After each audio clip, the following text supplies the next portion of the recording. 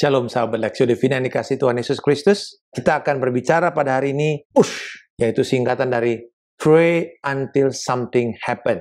Bahwa doa itu seperti kita mendorong sesuatu untuk sesuatu itu bisa terjadi.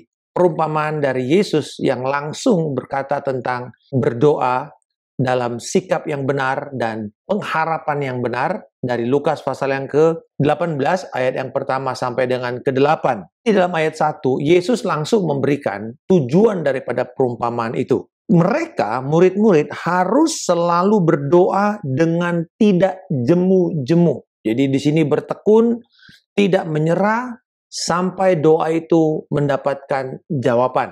Sederhananya Yesus mengatakan, jangan menyerah, murid-murid. Ayo, maju terus, jangan menyerah.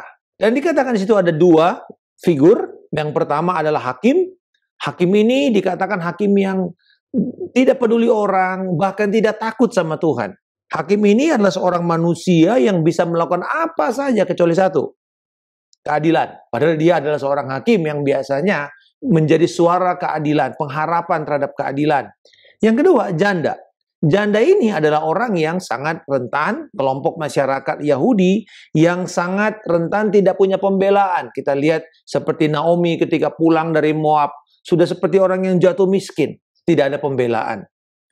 Nah, di sini biasanya orang Kristen selalu mengumpamakan hakim itu gambaran Allah, tapi pasti bukan, ya, karena nggak mungkin Allah tidak peduli kepada manusia. Sementara kita juga bukanlah seperti janda yang tanpa pembelaan. Ajaran dari perumpamaan ini adalah bahwa kita harus terus berdoa. Bahkan ketika tampaknya tidak ada jawaban. Artinya Tuhan hening.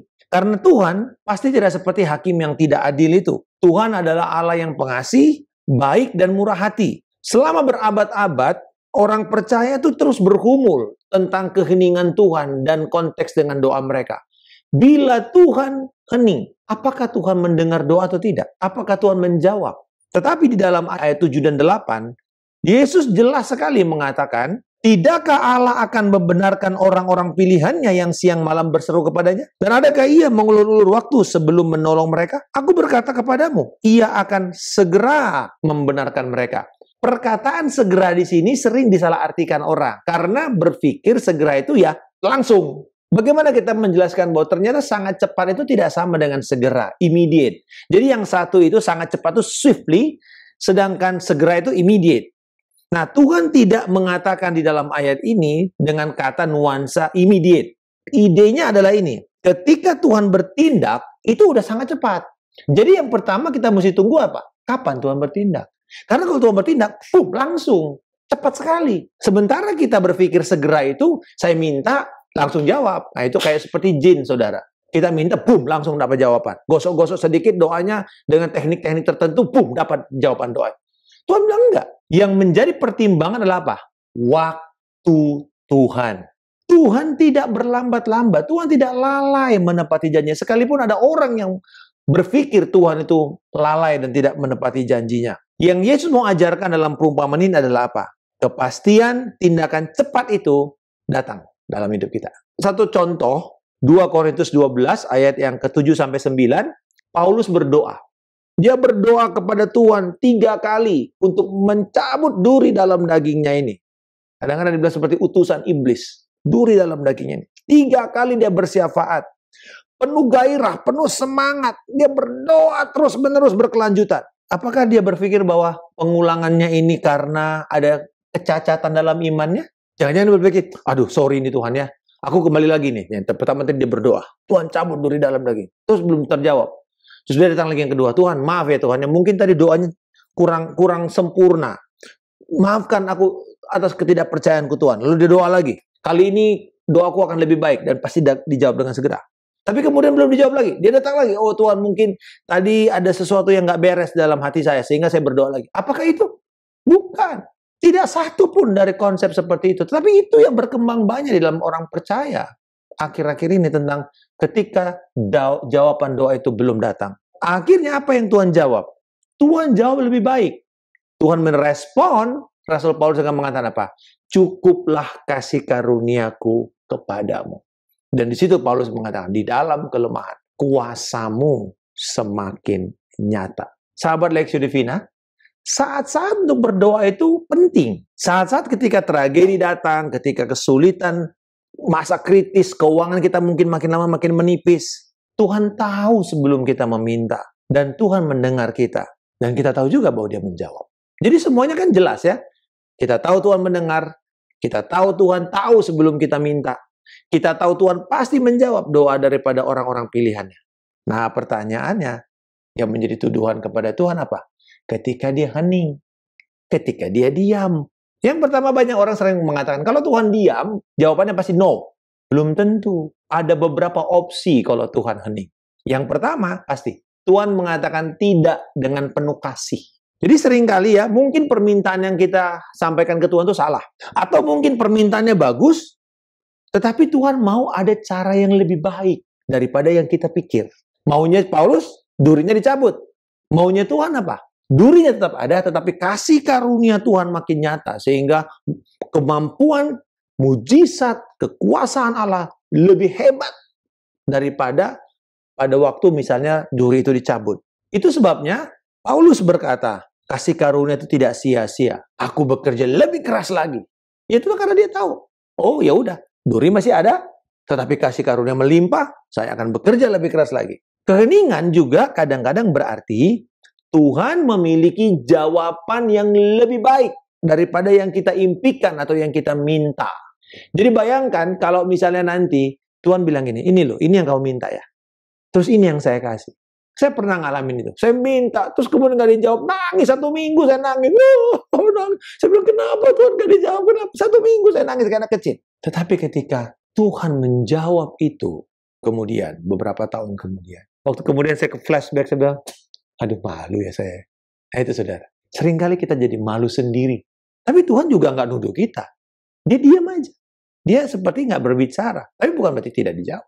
Dia lebih memilih menahan yang kecil itu, menunggu sampai kita bisa menerima yang besar itu. Ketiga, keheningan Tuhan dimaksudkan untuk membuat kita lebih tergantung kepada Dia. Coba bayangkan kalau kita minta sesuatu langsung dijawab. Kita minta sesuatu langsung dijawab. Tendensi kita ini, manusia ini punya inklinasi karena kita berdosa adalah kita cenderung mandiri, kita cenderung bebas, kita cenderung tidak mau tergantung kepada apapun dan siapapun, termasuk kepada Tuhan. Jadi bayangkan kalau doa kita setiap kita minta Tuhan jawab, kita minta Tuhan jawab, kita minta Tuhan jawab, langsung seperti begini. Apa yang terjadi? Lama-lama saya nggak butuh Tuhan. Yang penting saya bisa berdoa dengan baik. Seperti kita taruh mesin ATM, jadi Tuhan itu seperti ATM alam semesta. Kita tahu passwordnya, passcode-nya, PIN number-nya, boom, beres. Apa bedanya dia dengan jin kalau begitu? Dan kita tidak tergantung akhirnya. Akhirnya jin itu menjadi hamba kita. Nah, saudara-saudara, sahabat Leksi Divina, jadi keheningan Tuhan itu justru mengajarkan kita untuk lebih tergantung kepada Dia. Karena tidak ada cara lain yang lebih baik untuk menumbuhkan ketergantungan kita kepada Tuhan selain membuat kita bertekun di dalam doa kita.